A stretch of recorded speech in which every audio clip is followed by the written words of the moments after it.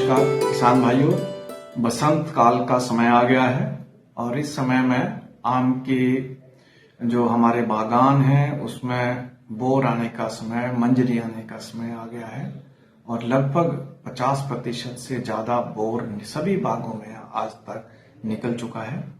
इस अवस्था में आमतौर पे किसान बंधुओं को ये बताना चाहते हैं कि इस स्टेज पे, इस अवस्था में 2-3 किस्म के कीड़े हैं या बहुत 2-3 किस्म की जो तो बीमारियों का प्रकोप बढ़ता है।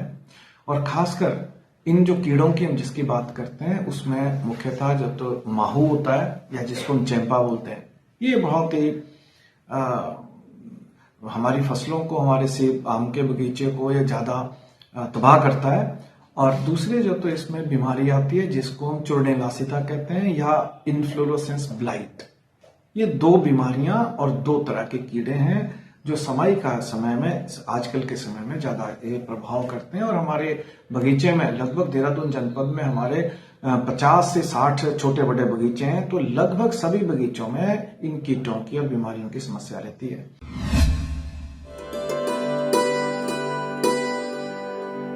तो किसानों के लिए मैं यही कहूंगा कि इस स्टेज पे आपको इन कीटों से, बीमारियों से बचने के लिए 3 छिड़काव करना अति आवश्यक है।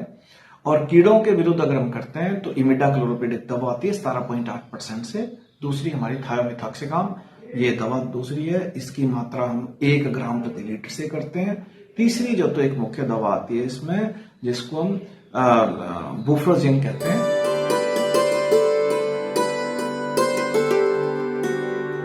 ये 1 ml 1 ग्राम 1 लीटर पानी के हिसाब से इसका छिड़काव करते हैं। और प्रारंभिक अवस्था में सबसे पहले जब हमारा बोर आता है तो छोटे छोटे कीड़े जो आंखों से नहीं दिखते हैं उसको बचाना पड़ता है। दूसरी जो हमारा छिड़काव होता है जो पूरी तरह से ब्लूम आ जाता है, इन्फ्लोरेसेंस। और तीसरी अवस्था में इन दवाइयों का छिड़काव तब करते हैं जब मटर के दाने के बराबर हमारा आम बन जाता है।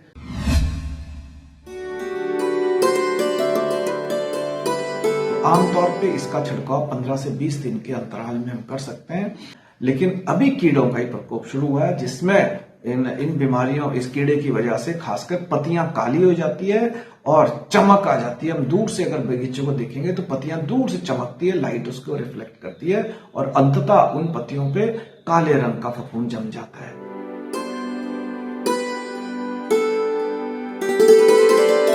दवाइयों का आपको बता दिया, इन दवाइयों का इस्तेमाल करना अति आवश्यक है।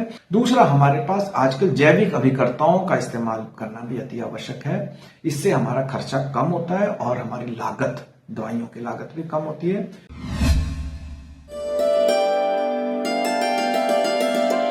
तो इसके लिए हमारे पास बवेरिया वेसिकाना 108 CFU, इसकी मात्रा होती है 108 CFU पर ml के हिसाब से इसका छिड़काव करेंगे समय रहते हैं।